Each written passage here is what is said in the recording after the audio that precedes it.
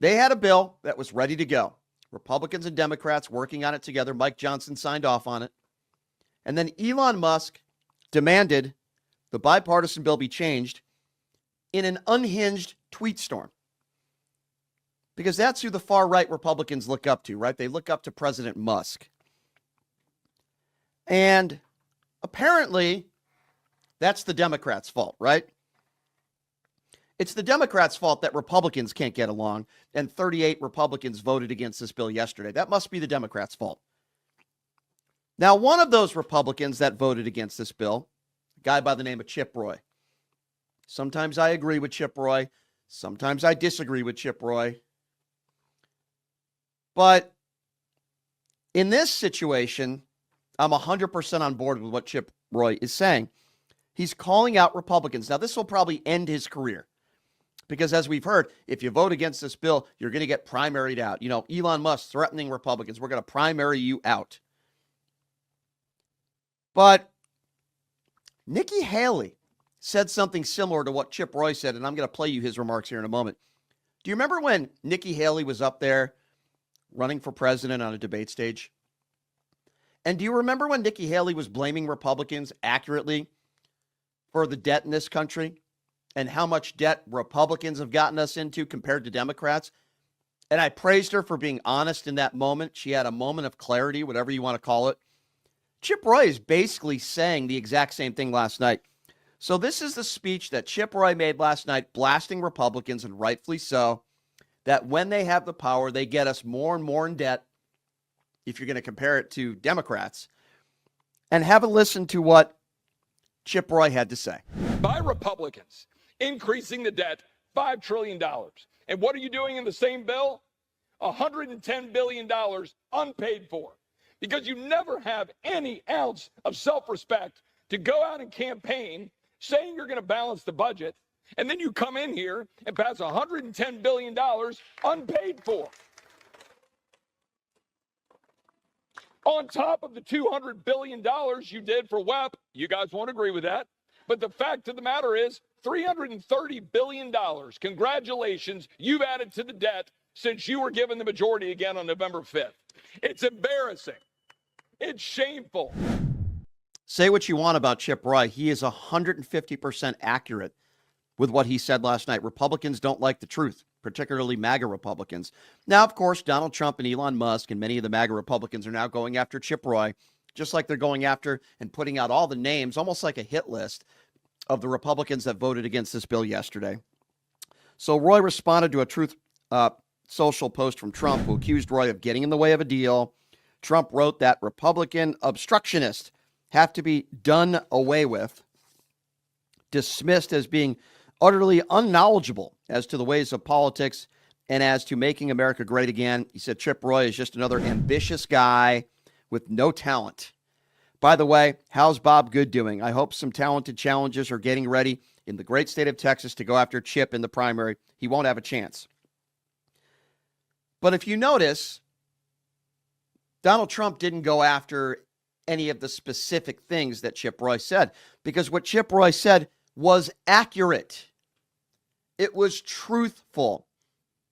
Example, if any Republican in office today said, yeah, Donald Trump is a 34-count felon, factually accurate, but Donald Trump would go after them as well. So Chip Roy, again, a moment of clarity within the Republican Party, speaking truth to the MAGA Republicans. Many of them don't like truth. If you call them out for anything, they will respond in the way Donald Trump responded on Truth Social yesterday. This probably ended Chip Roy's political career. But he's right. Just like Nikki Haley was right on a presidential debate stage when she called out Republicans when they were talking about the debt ceiling.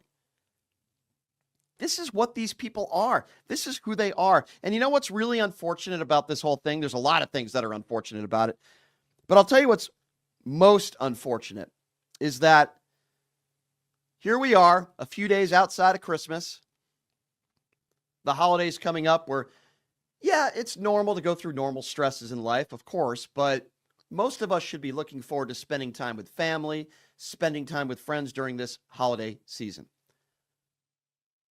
But there is a plethora of hardworking, good Americans. Doesn't matter whether you're a Republican or a Democrat. I don't care. There's a lot of hardworking Americans in this country right now that are very worried. They're very stressed out, and rightfully so. They don't know if they're getting a paycheck next week or this week or in 2 weeks. Paychecks that many of them rely on, some of whom live paycheck to paycheck. They are stressed out beyond belief. And whether this bill passes tonight or not, I don't know whether it will. I would argue it probably won't. I don't have any faith. But even if it does pass, think about the stress that you're putting on these people in society today in this country. You think Elon Musk cares about these people? The stress and the strain that he's putting on these people that need this paycheck to survive, to put food on the table for their families, to put gas in their cars? You think Elon Musk and Donald Trump care about these people? Of course they don't. Of course they don't. It is disgusting and it is despicable. And listen, Jean-Pierre blasting Republicans on Capitol Hill this morning in her press conference. Listen to what she had to say about the Republicans and, in a sense, interfering with a bipartisan agreement. Listen to this. What Americans need to know is that you have Republicans in Congress, in the House, who got in the way, who stopped a bipartisan agreement. They got in the way. They created this mess. And I said this earlier when I said, and you all know this, or you report this, it is not easy to get to a bipartisan agreement here in this town. And there was one. Both sides sat down. They came to an agreement, which is a good thing for the American people. We thought we were moving in that direction. And Republicans decided to instead listen and give space to their billionaire friends and not put the American people first. That's what is happening. That's what we're seeing. She is 150% correct. And if you don't believe me or Jean-Pierre or some of the other Democrats on Capitol Hill that are putting the blame on Republicans, here's the facts, ladies and gentlemen, that cannot be refuted in any way. 38 Republicans voted with Democrats last night. And somehow we're supposed to be led to believe it's the Democrats' fault. Right-wing Republicans joined with Democrats. What does that mean? Well, I'll tell you what it means. It means your bill was lousy. It sucked, is what it was. And why is it that the Democrats are excluded from negotiations? You had Democrats on Capitol Hill yesterday saying, hey, we want to help you. Include us in the negotiations. And they keep fighting amongst each other. Is it Democrats' fault that Republicans hate Republicans? They call themselves the party of personal responsibility. But yet, they never take personal responsibility. How could you call yourself that label and you don't take any responsibility at all? And they want to blame Democrats? Mike Johnson wants to blame Democrats? 38 Republicans voted against it last night. They won't allow Democrats to sit at the bargaining table with them to negotiate.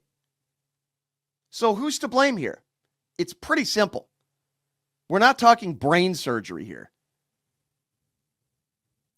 Donald Trump, who has allowed Elon Musk to ransack the Republican Party and to influence them, certainly when it comes to this situation in this bill.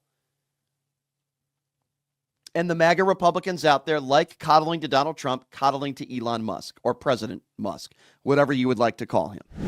It appears as though there very well might be a government shutdown. The government-funded plan negotiated by Speaker Mike Johnson, who was probably on his way out the door, and many Republicans would say, don't let the door hit you on the ass on the way out, was scrapped yesterday. Funding negotiations are continuing, Meanwhile, key choices for Trump's cabinet are back on Capitol Hill this week. We haven't even gotten into that yet, where his defense secretary, Pete Hegseth, who Democrats argued not qualified due to his past behavior, will have a confirmation hearing on January 14th. There is a lot going on. But while all this stuff is going on, Dan Crenshaw, who I've never been a fan of, certainly I respect his service to this country, but I've never been a fan. This is one person and one issue where I actually agree with a lot of MAGA Republicans on. I think he's a scumbag. And as in this bill, there's a lot of things that bother me as well. I'm not saying that all Republicans are wrong. You just don't wait until 72 hours out to complain about it. But Congress has a 13% approval rating, and they are asking for a $70,000 raise. Dan Crenshaw recently did a podcast, and he started bitching about pay, and he made it sound like he's homeless. Have a listen to this. Sure. Yeah. Why not? Don't let us trade stocks. How about we'll just keep whipping ourselves. How about we don't make any money either? How about just cut our paychecks? We haven't gotten a pay raise since 2008. Even a COLA increase. So yeah, this is a great idea. Let's make Congress a place where only the millionaires can actually afford to do the job. This is a wonderful idea. It's interesting because Dan Crenshaw is a millionaire. His net worth is somewhere around $1.5 million. His stocks have gone through the roof. Wouldn't surprise me if he was a part of insider trading. I don't know if that's true or not. Allegedly, the claims are out there. Don't know. Dan Crenshaw is not poor. He has a lot of money. I think most people that say their net worth is upwards of $1.5 million would mean that they probably have a decent amount of money. Dan Crenshaw is an idiot. And if you don't believe me, go on his social media to see what he spends his time during the day going after trolls on X. You're supposed to be governing, you jackass. You're making almost close to $200,000 a year. That's way above the average salary in this country, and you guys have a 13% approval rating. He should be happy he has a job. Now, I have criticisms for Democrats as well when it comes to this issue, but this is what Hakeem Jeffries had to say when they held a press conference yesterday. House Republicans have now unilaterally decided to break a bipartisan agreement that they made. House Republicans have been ordered to shut down the government and hurt everyday Americans all across this country. House Republicans will now own any harm that is visited upon the American people that results from a government shutdown or worse. An agreement is an agreement. I don't necessarily disagree with Hakeem Jeffries. If they had all these issues, then why didn't you discuss it when you were putting the bill together? It's been months. Same thing with the border bill. Why is it always the MAGA Republicans that the last second, nope, can't do that border bill, even though you had MAGA Republicans that helped put it together with Democrats? Same thing with this bill. You can disagree with the bill all you want until the cows come home. Guess what? You don't do it 72 hours before a possible government shutdown. So I understand the frustration when it comes to Hakeem Jeffries. Do I agree with everything in this bill? No. But guess what? I'm not the one that negotiated it. The Republicans are the ones that put Mike Johnson in power. That's your fault. That's your fault. I'm not saying Kevin McCarthy would have done a better job, but that's your fault. You have nobody to blame but yourselves. And I do have some criticism for Democrats as well. Listen, I like Dick Durbin. I actually think he's a decent man. But boy, does he sound complicit. He was asked questions, and I think Manu Raju is one of the best reporters on Capitol Hill. He challenges Democrats and Republicans. He's one of the best in the business. Not like these morons like Laura Loomer who just chase people down and ask them the dumbest possible questions you can. Manu Raju is one of the best. He starts questioning Dick Durbin, particularly about this $70,000 raise when Congress has a 13% approval rating. I thought Dick Durbin really sounded like a clown yesterday. Have a listen to this. Members are giving themselves a pay raise. Do you guys deserve a pay raise? Well, that's news to me. It's good news. You know, what has it been, 10 years or 14 years and no COLA, no change at all? I think it's about time something's done. You support giving Well, yourself I a don't pay know what raise? it is. How would I not know about a pay raise? But I mean, people look at the performance of Congress and say, why should we give them more money? What about the media? Think about that for a second. And we're not paid by public money. I know you're not, but I mean, half of your listeners are not there anymore. You're still getting the same paycheck? What's going on? Well, I mean, you're taxpayer money. I mean, you guys deserve a raise. What a moronic thing that Dick Durbin just said. First of all, he sounded like a MAGA moron Republican attacking the media there. First of all, the media is not public funded, you jackass. Yes, I'm going to call Dick Durbin a jackass. At least he sounded like one yesterday. We are talking about taxpayer money. We are talking about a 13% approval rating. Why on earth, when you're getting paid through taxpayer money with a 13% approval rating, should you be getting a raise? And Dick Durbin says, well, geez, I didn't know anything about that. Oh, hogwash. Are we led to believe that Dick Durbin did not know that they were implementing, if this bill had passed, which it has not, a $70,000 raise, and we're led to believe that Dick Durbin didn't know? He didn't know? First of all, I think he's lying. Okay, let me be very clear on that. I think Dick Durbin is a liar. I think he's lying, number one. Number two, he knows nothing about how the media works. See, we have something called contracts in the media, and we are not public funded. Now, if something in a contract says that if the ratings go down to a certain level, we're going to pay you blah, blah, blah, blah, blah. Some contracts are written out like that, then that's fine. The media is not public funded. At least CNN is not public funded. And Dick Durbin, trying to make an analogy and trying to deflect and pivoting, makes him sound like a clown that he is. And I lost a lot of respect for Dick Durbin. No, let me be clear on this. I do not believe anybody in Congress deserves a raise when they have a 13% approval rating. If you were working, forget about the, let's talk about the private sector for a moment and just try to make an analogy. And hopefully it's a better analogy than the analogy that Dick Durbin was trying to make about the media. If you were working for a company, a large company, and you guys were underperforming, and the company, let's just say, was underperforming by 87%. Why do I come up with that figure? Because, again, Congress has a 13% approval rating. Who, by the way, is giving them an approval of that 13%? I'm just curious.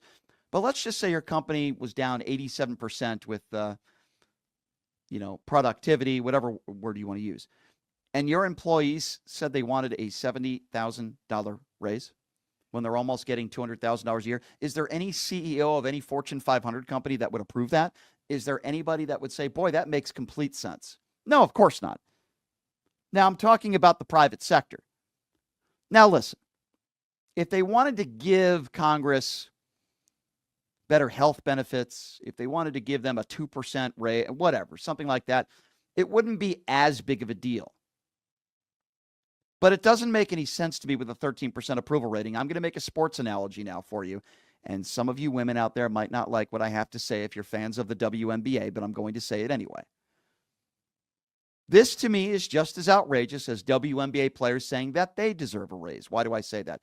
Because 27 years in a row, the league has lost money. Yes, even with the Caitlin Clark frenzy, and I love Caitlin Clark, don't get me wrong, the league still lost tens of millions of dollars.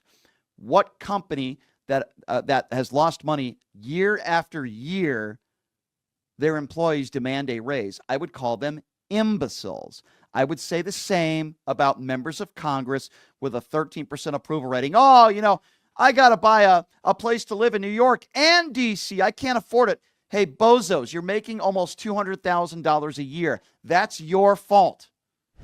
So what do we know at this time about this? We know a 15-year-old student killed 2 people, injured 6 others, took her own life. The shooting occurred at the Abundant Life Christian School at around 11 a.m. yesterday. We're learning a little bit more information about the shooter and a little bit more about the victims, which I will get into. But I want to start by playing Madison Police Chief Sean Barnes talking about who this shooter was. 3 people, including the shooter, are dead. The shooter has now been identified as 15-year-old Natalie Rupnow, who went by the name Samantha. She was a student at the school, and evidence suggests she died from a self-inflicted gunshot wound. The official cause of death will be released by the Dane County Medical Examiner pending the conclusion of their examination. She was pronounced deceased while in transport to a local hospital. Obviously, this is just a horrible, heinous crime, and this was a very, very troubled young teenager.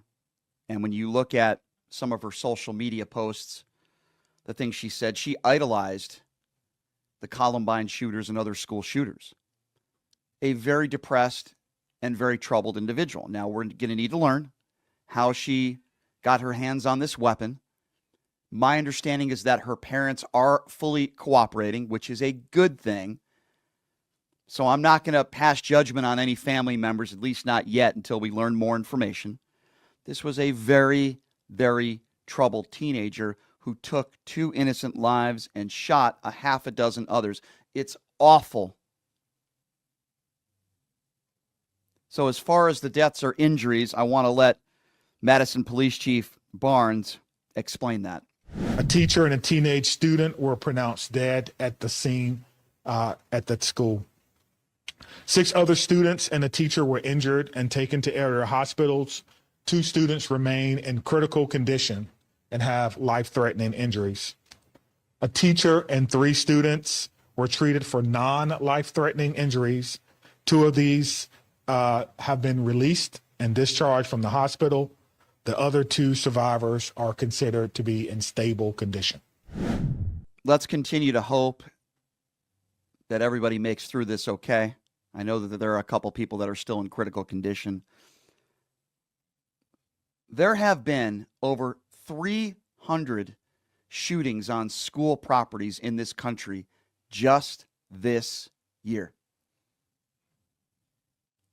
Think about that for a second. Over 300. The ones that get publicized the most are ones like these where there's loss of life, and I wish that wasn't the case.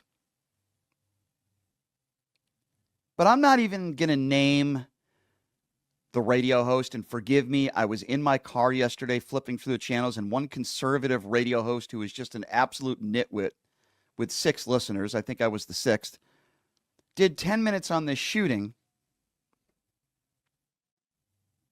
and discussed how billionaires and Donald Trump's billionaires could help this problem by pushing money into something. Nothing about gun control, nothing about mental illness.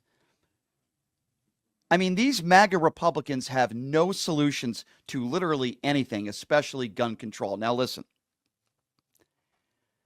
I blame both parties for a lot of issues in this country, not this one. Yes, you could make the argument that our laws need to be stronger on the books.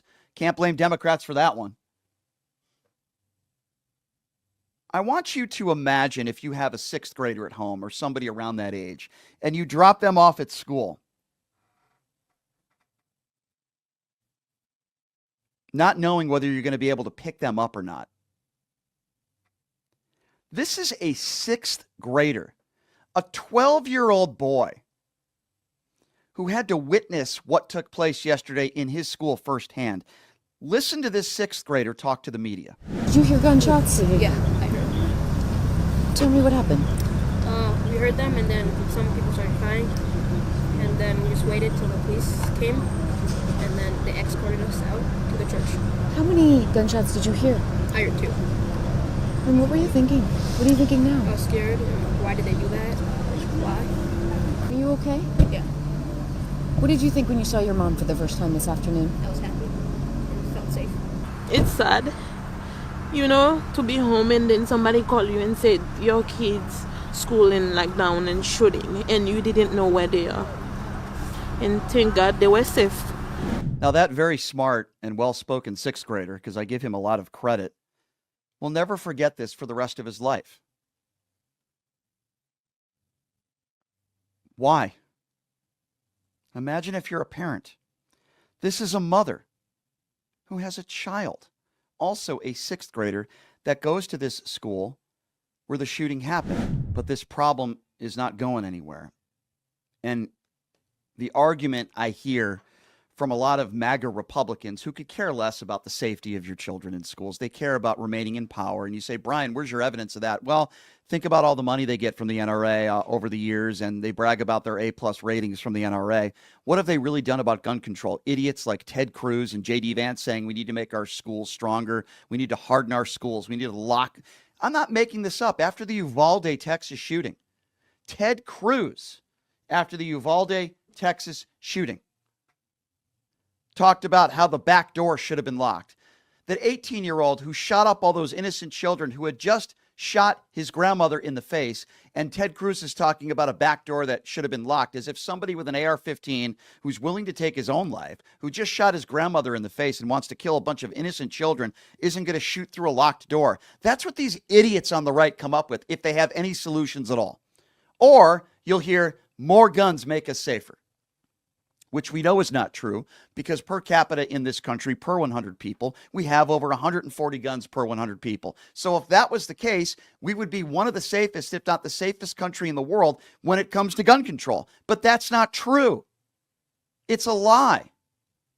And they're imbeciles, and they hide behind the NRA, and they hide behind their right-wing talking points, and they say thoughts and prayers. Nancy Mace hasn't even tweeted about this, by the way. She's still tweeting about transgenders in women's bathrooms. And if they do tweet about it, they say thoughts and prayers. This should not be about politics or any of you morons out there. This should be about the American people. They're gunning down our kids in schools. We should be able to come together in some way and say, okay, we need to do something about this. But after the Sandy Hook shooting, I lost all faith in these Republicans. After the Sandy Hook shooting, when a bunch of 8 and 9-year-olds were killed, and Alex Jones was saying the parents were actors, Barack Obama tried to do everything he could. He tried to do everything he could to pass more gun legislation that I believe would help. We are learning that the House Ethics Committee has secretly voted earlier this month to release its report into the conduct of former Representative Matt Gaetz before the end of this Congress. This is according to multiple sources. The report now expected to be made public after the House's final day of votes this year as lawmakers leave Washington for the holidays. Now, obviously, this is very bad news for Matt Gaetz. It's also probably not the best news for MAGA Republicans who have been defending this guy. I think this report is going to be extremely damning. Now, Matt Gaetz, also known as Butthead, put out a statement on social media today. He says, quote, "The Biden-Garland DOJ spent years reviewing allegations that I committed various crimes. I was charged with nothing, fully exonerated, not even a campaign finance violation, and the people investigating me hated me." Interesting, isn't it? Could say the same thing about Hillary Clinton, though, couldn't you? 8 investigations into Benghazi. They found nothing. All that wasted money. She scrubbed everything off of her computer, right? She deleted all those emails. They found nothing. The FBI investigated. Everybody investigated. Republicans investigated. They found nothing on Joe Biden. We hear about the Biden crime family constantly. All we know about Hunter Biden is that he broke the law when it came to his taxes and filing his taxes, and he had an illegal gun for 13 days that was unloaded. That's all we know.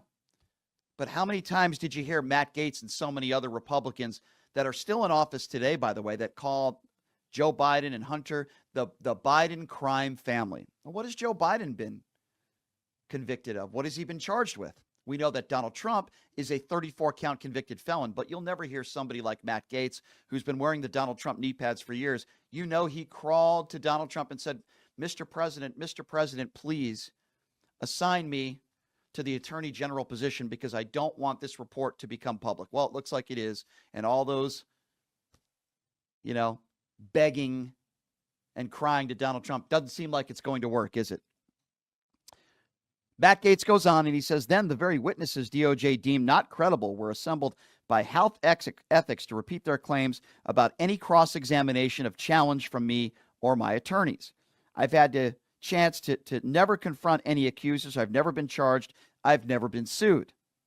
Instead, Health Ethics will reportedly post a report online that I have no opportunity to debate or rebut as a former member of the body. Well, you could testify in front of Congress, I guess, right? Under oath. He said, quote, and this is the funny part of this statement. He says, quote, in my single days, I often sent funds to women I dated, even some I never dated but who asked. I dated several of those women for years. I never had sexual contact with someone under 18. So he's basically saying that these women are lying then, right? They're lying. He said, any claim that I have would be destroyed in court, which is why no such claim was ever made in court. Well, why were you showing naked pictures of women on the House floor? Some of your Republican colleagues confirmed the report that you were showing naked pictures of young girls on the House floor claiming that you had had sex with them. So I guess they're all lying. I guess the women are all lying. Everybody's lying, and Matt Gaetz has to be telling the truth. Then he goes, my 30s were an era of working very hard and playing hard too. It's embarrassing, though not criminal, that I probably partied, womanized, drank, and smoked more than I should have earlier in my life. I live a different life now, but at least I didn't vote for CRs that F over the country. Wow, that's a great rebuttal, Matt. Can't wait to see this report. But here's the interesting part about this story. If you claim that you didn't break any laws and you didn't do anything wrong, then why are you so worried about this report? Why are you getting so defensive? Why are there so many of your friends that have done everything in their power to try to make sure that this report was never going to go public if you didn't do anything wrong? I mean, this is basics, right?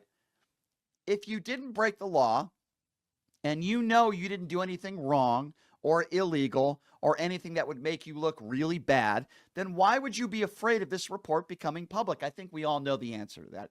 Because Matt Gaetz most likely broke the law.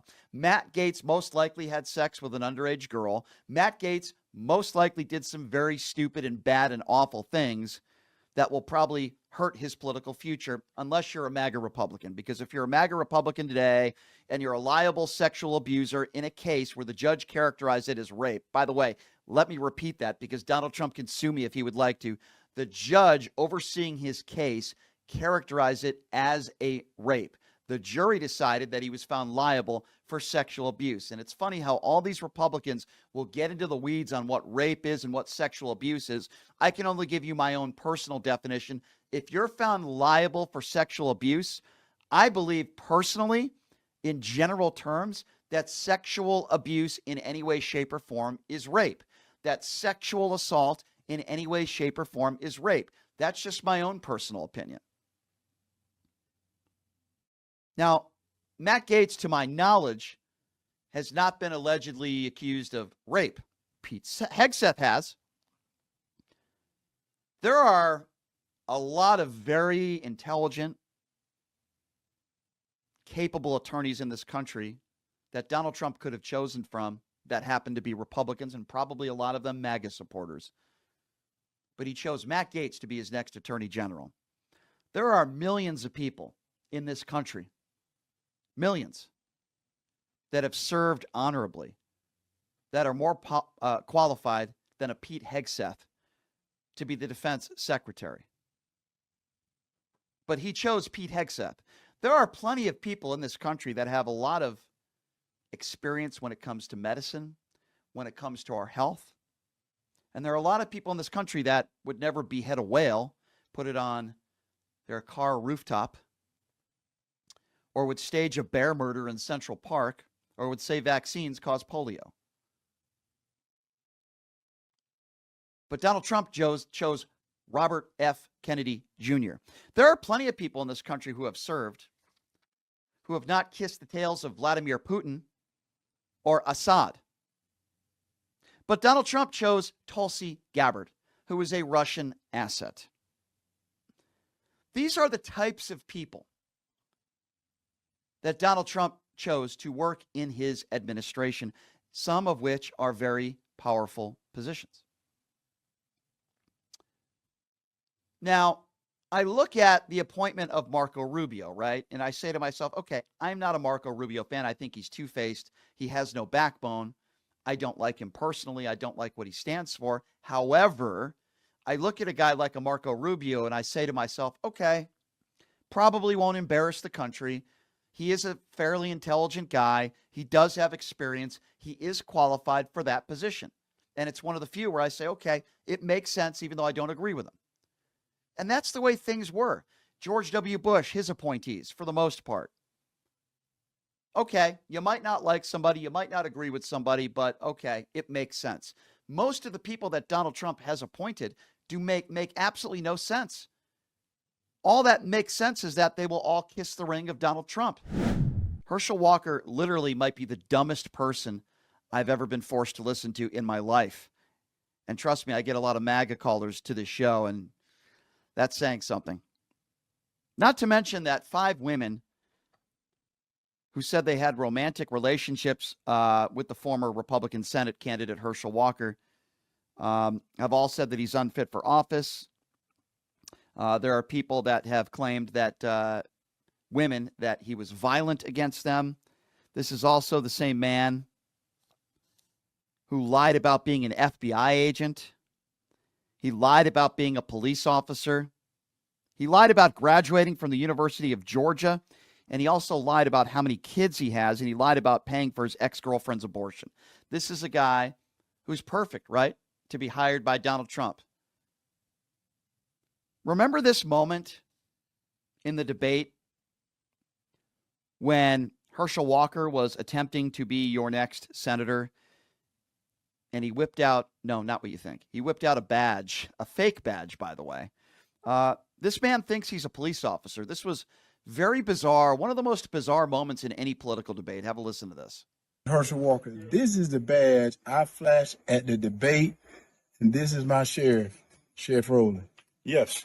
If Herschel's badge is a prop, then I guess this badge I wear every day to protect the citizen, I guess it's a prop also.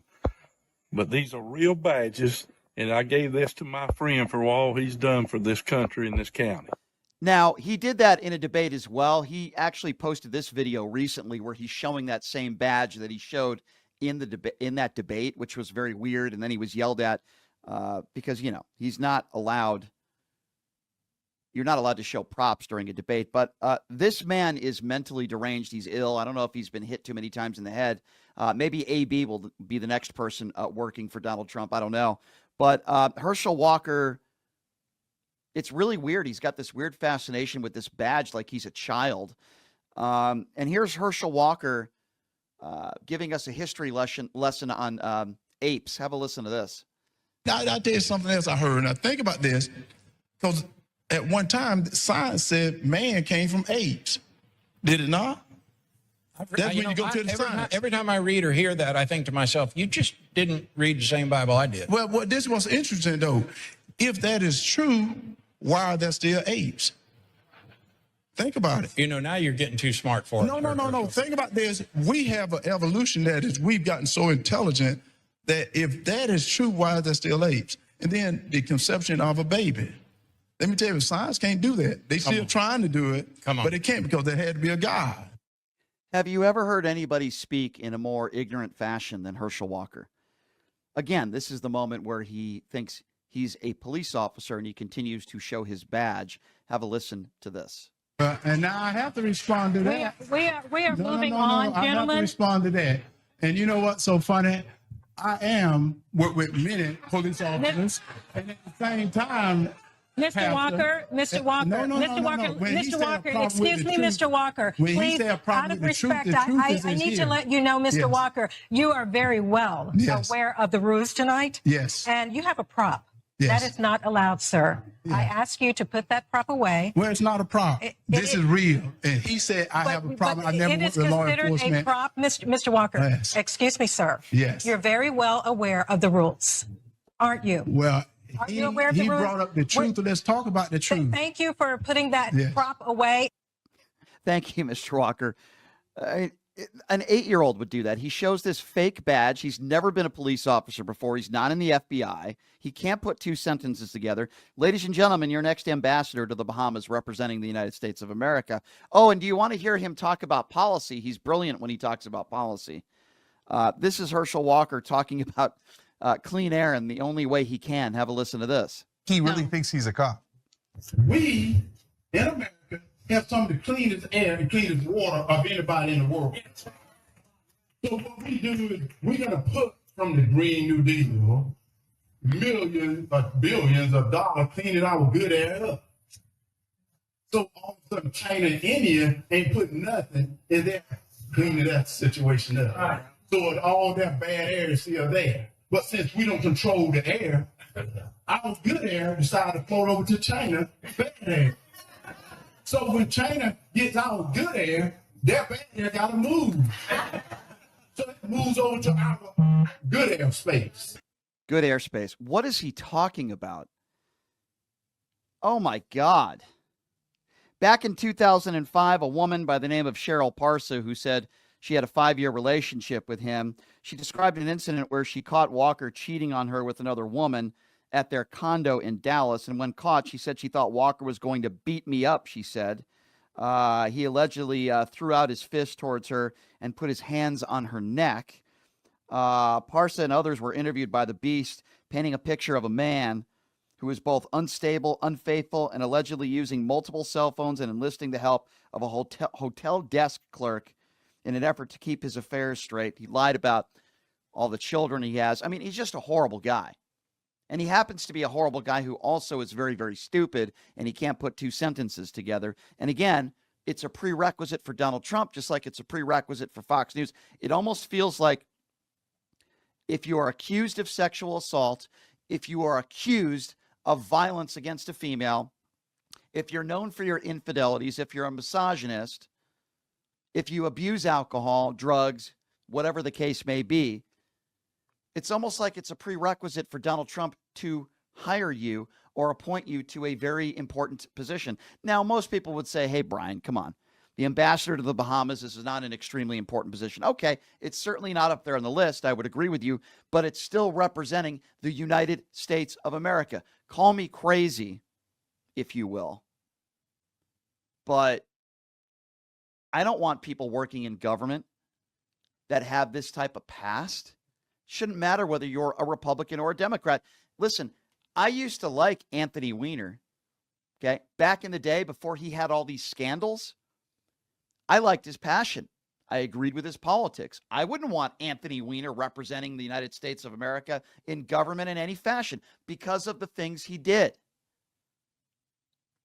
I feel the same way about other Democrats. But why is it that Donald Trump wants these people working for him? Herschel Walker is an embarrassment. He walks around with a fake badge, sounding like he's an officer of the law.